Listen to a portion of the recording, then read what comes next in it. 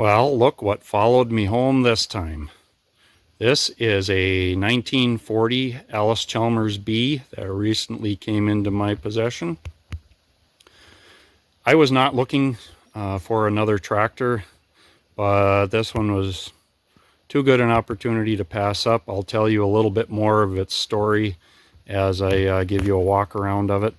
If you've been watching any of my other videos on Allis Chalmers tractors and other things, you might be asking yourself, does this guy ever finish anything? And I confess I don't have a good answer for that.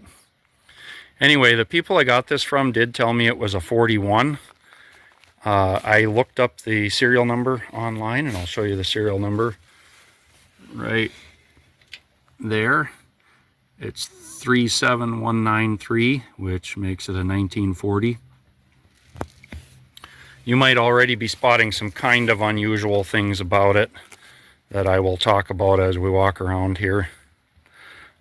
This tractor was restored about 20 years ago, and it was last run 3 years ago. Unfortunately, that winter, the pole shed that it was stored in collapsed on it. And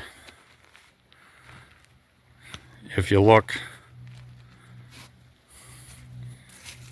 the temperature gauge is all kittywampus there. The muffler is hanging off the side at a crazy angle. The little air intake is kind of crooked.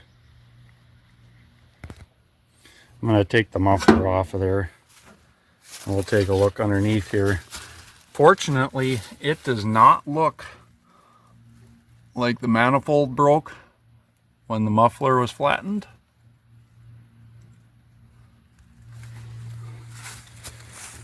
When I picked it up this morning, it did not have a radiator cap on it, but I found this one.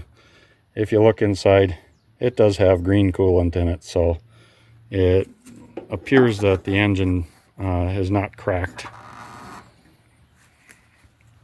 Unfortunately, it did not seem to want to turn over.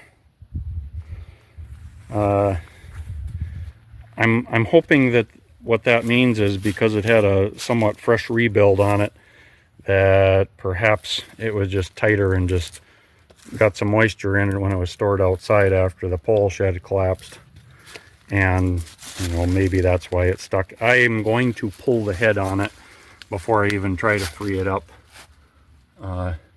You notice the cup from the bottom of the oil bath air cleaner is also not on it.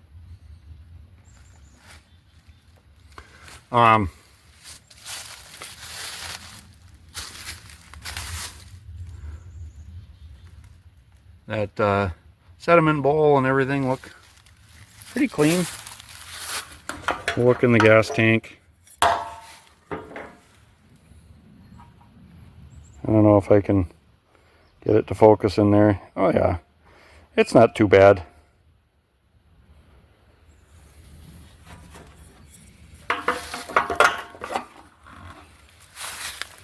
Unlike my other ones, there is no mouse nest in the little toolbox area.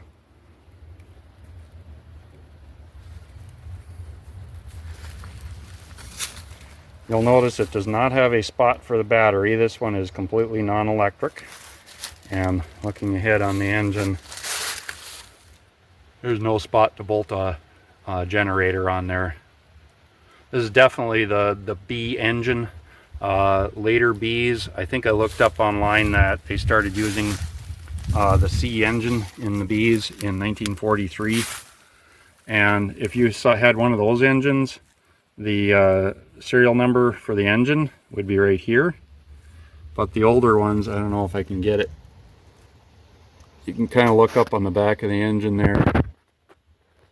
That little flat spot. That's where the serial number is. I don't think I'm really picking it up very well on the video.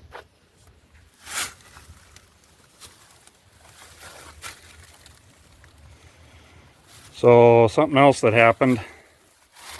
The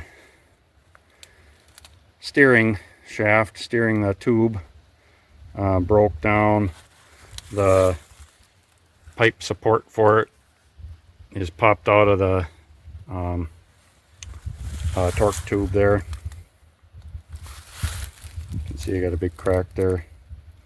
In order to get it loaded up on the trailer, we had to actually disconnect this link right here so that we could just turn the front wheels by hand. Speaking of the front wheels, I will point out these front tires are basically brand new. You see they still have the blue stripe on them. I mean, they were probably brand new 20 years ago, but they are still very good tires. It's been stored inside except for the last few years. And as while I'm on the topic, rear tires are in good shape. They were not new, but one interesting thing, if you have been around these at all, these are actually like Farmall A or B rear rims. They bolt right onto a Allis Chalmers B. It's a little bit more user friendly to put these on because the Allis B normally used kind of a system of clamps. There was a couple of cam acting clamps on there. And you may recall last fall, if you watched any of my other videos, I moved a 1939 Allis Chalmers B that didn't have any wheels on it. And I put the rear wheels of my Farmall A on that tractor just to move it. And the seat, this is a aftermarket seat that must have been purchased for it. The original seat would have had springs in it and been covered with like a greenish cotton duck.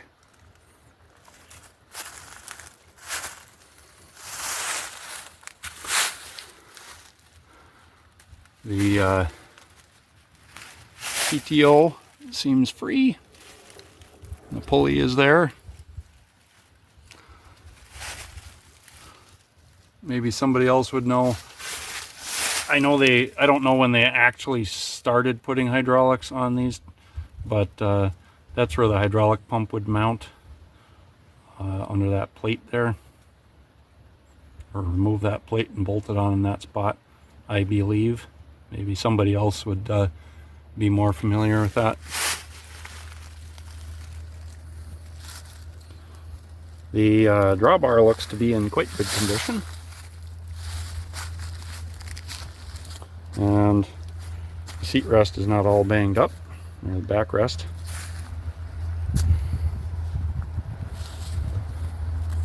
Does have hand brakes.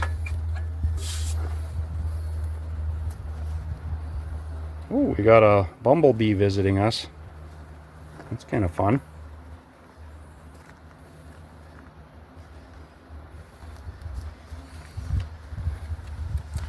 This tag bolted onto the side here normally would have been bolted onto the manifold, but shows you everything you need to know to for the basic specs of the engine, for setting the valves and setting the spark plug gap and the point gap and everything, what oil to use in it. You'll notice this one is completely non-electric because it doesn't even have a spot for a starter. Brand new oil pressure gauge.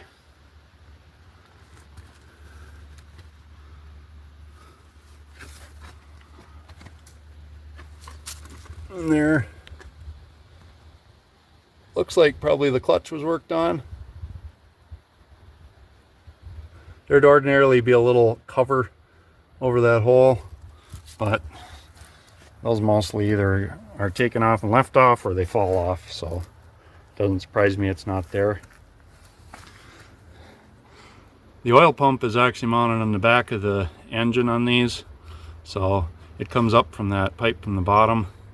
The pipe going to the right there, or tubing going to the right, that goes to the oil filter, and then the other one goes up to feed the head.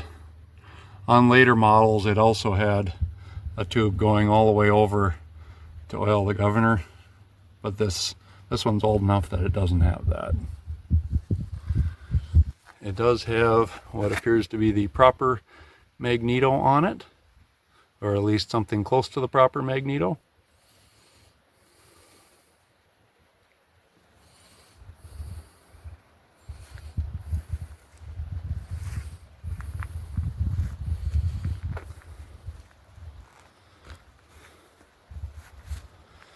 So I am hopeful that this can serve as the platform to build a good functional tractor, maybe using parts off of that junk 39B that I picked up last year.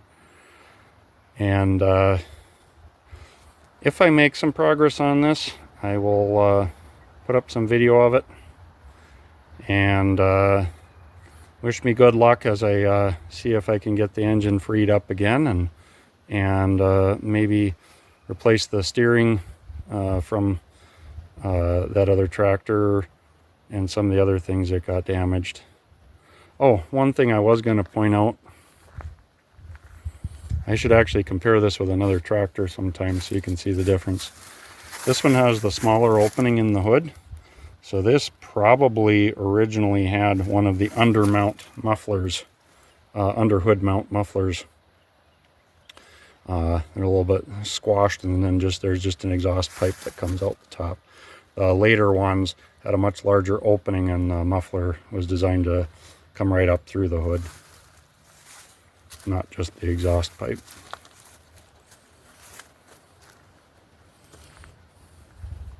So anyway, there it is, and hopefully you'll get to see this one running and fully functional in the future. Thanks for watching. Have a good day.